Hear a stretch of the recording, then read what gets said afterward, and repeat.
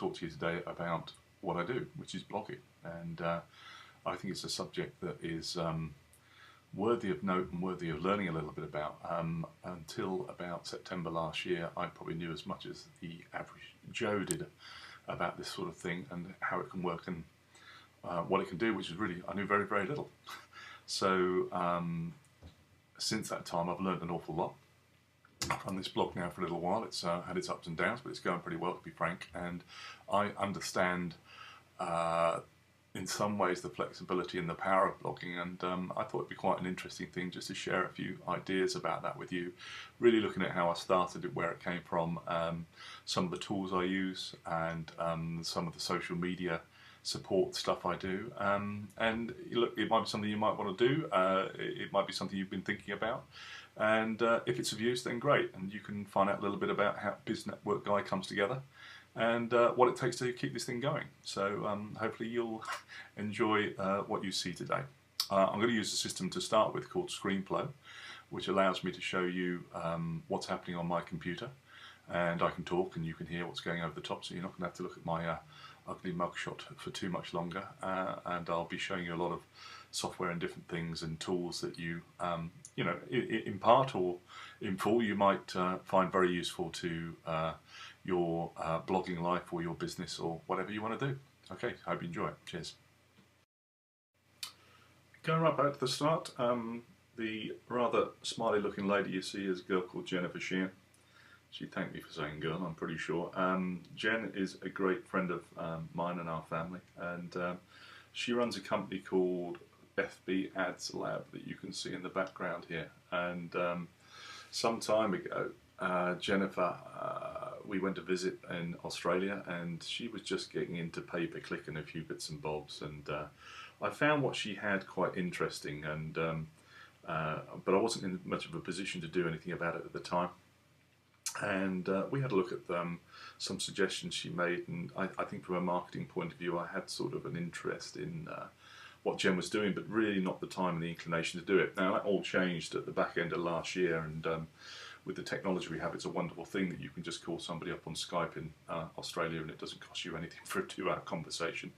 And Jennifer poked me in a direction which was the next thing I'm going to show you, which is called The Challenge. And this is where my journey really started. It's run by an absolute mad Australian called Ed Dale. And The Challenge is exactly what it says. It's a training program. It tells you everything you need to know if you want to start a blogging chapter in your life, and in some detail as well. So you can see there are 7 modules that you go through, which give you a basic introduction through to looking into important sectors of the internet which you need to understand, such as keywords and market research. The internet's an interesting thing because you can find out an awful lot of information before you decide what direction you want to go, because it's all out there, it's all readily available for you to look at. They help you to publish your own website. You look at WordPress, you look at promotion systems like Ping-Kaching, and then the next 3 modules, 3, 4 and 5, are all about how you get your website known around the world and how you promote it and how you get some market leadership strategy involved and some authority on your site and basically people looking at it, because you know, if you probably most of you know, but if you manage to get a website, say johndavey.com or whatever your name is .com up, if you could find the .com, and you didn't do anything about it, the chances are nobody would see it. So you do have to very actively promote what you're doing to ensure that people look at your site and come and take an interest in what you do. Module 6 is all about monetization. The challenge is all about, realistically, about affiliate websites and how to make money and setting up a little business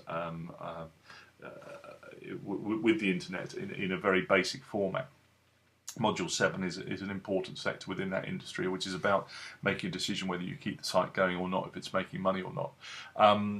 For me, I used it. It was a great tool to learn. It was a great tool to find out how to very, very basically do this. And I describe it as like learning to drive. And I didn't really want to go down the affiliate network market, so I decided I was going to do Biz Network Guy. And the result of which is something that you've all seen in different directions. It's a a basic blog which runs on a system called WordPress. And this is very much the front end of it and what you get to see. What I'm going to show you also is the back end of this and how it all gets put together in a minute, and how these articles get created, and how you get this final look, and you know, what a modern day website looks like to an extent, because it used to be the case that not so many years ago, but you would have things like Dreamweaver and these different quite complex programs that would take an awful lot of time, take an awful lot of energy to get to understand, and things have got a lot easier. Things have got a lot simpler to deal with and put together, and there's a lot of theme templates from organisations such as WordPress that allow you to pick and choose what you want. For me, it's important to have an email subscription. If you do like what you're seeing here, please do sign up your email, because that gives me an opportunity to communicate better with what people do. So coming back to you know, the very, very basics of a blog, what a blog is all about. Well, my understanding is that a blog is a website. A blog is an opportunity to communicate with people. It is a very flexible way to communicate with people, and I think that's the big difference between traditional websites, traditional forms of companies having websites. Blogs are definitely a step on from there, in depending on what you need to do. I certainly think there's still places for websites and formal corporate websites that framework and frame an organisation, its capabilities and capacities, but they tend to be very static. They tend to be built by people who spend an awful lot of money and then think that's it and just leave them alone and don't do anything with them. Well, to be frank, guys, that's not the way the net works anymore.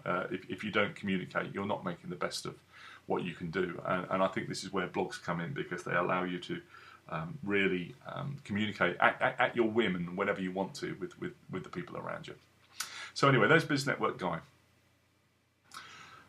Okay, so starting from the very top, when you first look at doing a blog, you need to find a subject to write about.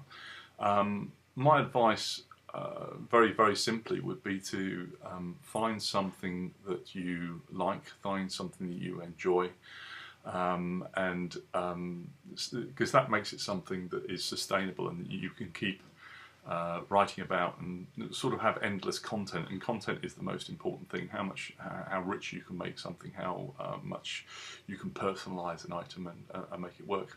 What I'm showing you here is a little tool which is very, very useful, that the Challenge advocates, which is called Market Samurai. Market Samurai is a fantastic source for finding out information on words and details. So, for example, I'm just going to think of something. I'm going to put goldfish. And you are passionate about goldfish, you want to write about them and find out about them and do sort of things. Well, with this tool, you can go and see what all the words and what they mean on the internet, what the competition is like, how words track, how words research against what people are searching against, what domain names you can associate and ideally suit with a word. You can even find content and publish content that's previously been done to help you with your blog if you can't even think of things to write about. It can also help you monetize it and do just about everything you need to run a blog. So let's just start with that keyword research. I'll switch off for a minute because this could take a little time. Hang on a second.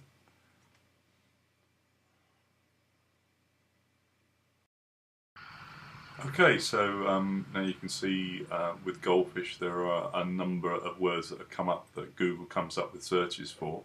I'm just going to run what we call keyword analysis on this, which looks at a number of different routes that you can analyze this data against. So it's almost like looking at if you have a shop for aquariums, you can see how many people are searching for it.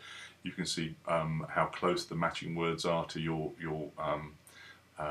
inquiry, and also in a minute we'll be populating something for the competition. So just going to run this up now and see how long it takes. Again, I'll probably stop recording just for a second and come back to you in a minute when that has gone through. Okay, so now what we're looking at is a table and some details on just the phrase goldfish, which we've come back to. Up the top here, you can see there's a number of filters that you can set for when you do these searches, which dictate the direction you want to take it in, really. But just to give you the impression, this is goldfish as a word. The number of searches per day, there are 16,846 people searching for goldfish, that phrase on Google every day. There are 31 million different sites that reference goldfish in their content and in their details. So if you were trying to make a monetized site, you'd have an awful lot of competition that goes with that phrase, and probably be the best idea, and you want to drill a little bit further to find that. If we look at the SEO competition in terms of the top 10 that work on this, let's just go and have a look at something here. Hang on a second. Looking at the search engine competition, we're looking for a number of factors, which is Google PageRank, which you can see at the top. We're looking for the keyword in the title of a web page, and we're also looking at keywords in the URL, which is the www.bit. And you can see here what the competition is like, and this is a bit like a traffic light, so it's red, yellow, and red, orange, and green, or red, yellow, and green. Green being good in that they're easy to have a go at, and orange being sort of medium, and red being pretty hard. So at the top end you can see Wikipedia, and then you can see a number of different sites, but this is showing you what the first top 10 of goldfish is about. And if you were looking to do a monetized site or an affiliate site, it would be quite a tricky one to get to, because there's a lot of people with good page rank with Google. They've got a lot of good backlinks and various things. You can see some massive numbers in here with what people are doing it. So you might not, if you were looking at a way to go and earn money and run a business, this would be a pretty tricky one to go into. If it's something you're interested in, it shows you where your targets are and gives you some information of where to go and have a look at. Clearly, Market Samurai comes up with an absolute potload of different things that can help you out with this, and it's a very, very useful tool. But as I say, just to move on for the purposes of this today, this is the back door to BizNetwork Guide. This is where I do all my articles, the posting, the various elements of it, and you can see that I have some drafts in here. I have some things that haven't been published yet, a couple of podcasts waiting to go, and then there's some previous articles which I can go in and I can edit, and I'll just show you a little bit about what that looks like. In here I have all the different parts of the article, the pictures that I embed in, and then within different elements there's also video, which if you look at HTML, it might be something a little bit double Dutch to you, but it's not particularly difficult. This little section here is actually what the video is, and you can get this detail off Google and sorry, off YouTube, and it's pretty easy to put into place. Sorry, that's the bit of the video there. That you can then embed in, and it makes your site look very interesting if you can add video content and image content that goes with that. From there I publish, and I can preview the changes, and it will bring up that site and show me what it's going to look like before I go up, and then we post it, and then hopefully you come along and have a read and have a look at it. So what do we have to do after that? There's a number of things that you prospectively need to get involved with. In terms of how you promote a blog and how you get people to read it. And one of the many ways and one of the important routes that you take is to look at the way you transmit it to social media. Now, what social media does, it sits as a, if you have a spoke of a wheel, if your website or your blog is in the middle, then your social media tools are like your spindles going out from the centre of the wheel. And the idea is that if you populate and keep engaged with people on the social media sites, your idea is you want to drive traffic and bring people towards your main landing page, which is your blog page, and where you really want people to connect with you and take an interest in what you're doing. So here's a system I use which is called Buffer. Buffer is an interesting thing because it's a time-saving device, and what you can see up here is I have a LinkedIn account, I have a World War II book, which is another little blog I use. I've got a personal Twitter, BizNetwork Guide Twitter, and then IFS Sourcing, which is my company at Twitter. So if I want to send something out simply to all of those sites, and I'll do it here because it's just got offered me, there's nothing in there at the moment, so I can even suggest a tweet that I want to send out, or communication I want to do. And this is just a quote: happiness is not having what you want, but wanting what you have. It's an anonymous thing. So I add that to my Buffer. And you'll see here now that will line up that there are tweets and things I want to do. So this will show you that this is going out at 12:02 p.m. today, and what I can do is go and line up a number of different pieces of information that I want to communicate out, and then I can just buffer them up and off they go. So that's quite an interesting aspect to what you can achieve, and how I do a little bit of time saving along the way. I also support it by different routes. I use other blog posting systems. So this is a Biz Network Guy article that I put on the Biz Network Guy site, but I also use a distribution system called Tumblr. And what this does is get it out to a different number of people that might not see it by just posting it on my blog. Another piece of social media which I find really useful because of the business end of what I do is LinkedIn. LinkedIn is a really interesting site because it allows you to do an awful lot of different things. It's monumentally underused by people who tend to just use it as a system for lodging CVs and trying to get different jobs. Which, look, that's a useful part of it, but it's a very, very, very small part of it. I run groups, so I have the Biz Network Guy Network Junction on here, which allows me to communicate with a lot of different people. I can put my posts on here, so people can see what I'm doing in different things. And look, I mean, here's a podcast that I did earlier, and whenever anybody clicks on that, it just links straight back into my blog, which is quite handy. So that's a useful item to have. The other thing you can do with LinkedIn, which I find incredibly useful, is obviously you can search for people in relevant roles to what you do. So let's just bring up somebody we know. But one of the great things about this is you can find somebody, you can obviously search for people, and you can see elements of their profiles and read about them and what they do. What is quite difficult to do with LinkedIn, though, is to contact these guys if you don't know them. They don't like that very much, but if you have the paid for version, which is indicated by this sign, and Clive Dickens, whoever he may be, Absolute Radio is a paid up member, I can actually contact him directly now. So with an email, and it also tells me who he knows. So there's people I know that he knows. So I can reference those people and then send him a little message of 100 words. And I found that particularly useful in my work in the last few months, to have this facility to contact people for both Biz Network Guy and for the GeoStruct products and systems as well. Coming on, Twitter, big thing. Twitter was something I found an absolute mystery, and to an extent, it's a different form of social media. It's very much a here and now thing. They reckon an average tweet lasts about 2.5 hours of life, and then it's history and it's gone.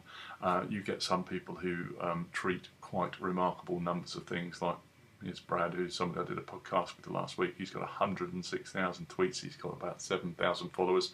You can clearly see I'm some way behind, but I probably don't use it as much as I should do, but it is a useful tool for the here and now. If you're doing something, you take a picture, you can float it up there, it can get out there, and you'd be amazed how these things can go around the place and the benefits you can get for this. But certainly it's certainly something worth looking into and taking a look at in your time as you do. Just moving on finally, here's another one. This is Google+. This is a little bit newer. Google Plus only started in July 2011. It's a very, very recent scenario, really, in terms of social media, as all things are on the internet to a greater or lesser extent. But Google Plus, in less than 12 months, over 100 million users. They all cover different things. They all do different things. They are realistically, if you look at Facebook, it's about people you already know to a greater extent. That's what it's all about, and it keeps you in contact with people you know. Twitter is a very, very short term, as I suggested, here and now application that can have some really good value for you in a very, very quick hit moment, and just bang, bang, bang, keep doing it. Google Plus, to me, look, it's all about common interests. It's all about, it's a little bit more commercial. I think it's a little bit more helpful to business in that you can do something with the system they called Circles, which allows you to pick and choose different people in different directions. So you can have your friends, you can have your family, you can have people you're following who are of interest to you. So if I look at that circle specifically, these guys are generally on the whole related to the internet and that kind of interest. And there are all sorts of different people that might overlap in different areas, and then you can go and look at their profiles and what they do. Probably Chris Brogan's would be as much of an interest as anything, because he's a very active and busy proponent of this system and what he can do. It's very useful how you can follow people. It's very useful how you can box them off into different sections. It's something I like, and I'm getting into more and more. And if you really like something, you can G+1 it or whatever, and it's all about sharing. You know, I mean, that's the main thing. And you get yourself out, you share others' information, you share your own information, and by doing that, you get noticed if you want to be, and your blog can benefit from that sort of thing. And finally, to Pinterest, which is the last piece of social media that I tend to operate with. Pinterest is, again, it's pretty new. It's taken off pretty quick. As you can see up here, I've just got a little, what they call a bookmarklet, which allows me to take any website, find all the images and pictures on it, and then you pin it. And for example, here, this goes to my Biz Network Guy. So this is, I know what it is because it's what I wrote about. So I called it Copa del Rey, and we pin it, and off it goes, and we've pinned that up there, and we can see my pin now up on Pinterest of that picture and image appears. Now, if you look at on here, I have a whole section for Biz Network Guy, which shows a range of interesting pictures, and these are all images that over time I've put up, but they all relate and backtrack to my site. So if anybody comes and looks at these, the idea is hopefully what they're going to do, they're just going to click on the picture or click on the link, and what do you know, they come back and read my article. So look, you know, there's a few ideas. It gives you a little bit of insight into you know, how I do what I do, and the things it takes to run a blog. You know, it is a really interesting and fascinating new technology. It's going one way, the internet. It's just exponentially expanding all the time. It could be something you're interested to do. It's something that you may want to go and have a look at yourself, and certainly I would highly recommend, if you're going to do that, that a look at the challenge can give you all the key ideas to do it, if you've got the time and the inclination to do so. Look, it may also be the case that you want a little help with it, and if you did want that, then I'd be really, really pleased to talk to anybody who is interested in this sort of thing, and I can advise or help you out with that as and when and if you need. So, look, I hope you find this a useful exercise to do. I'll try and edit it up so it doesn't take too long, but as you can see, there's a fair bit of information and things that go with this system, and along with Biz Network Guy, you know, I'll keep going over the coming weeks and coming months, and I hope we can get some connections together. So look, thanks for watching and thanks for listening, and I'll catch up with you soon. Bye bye.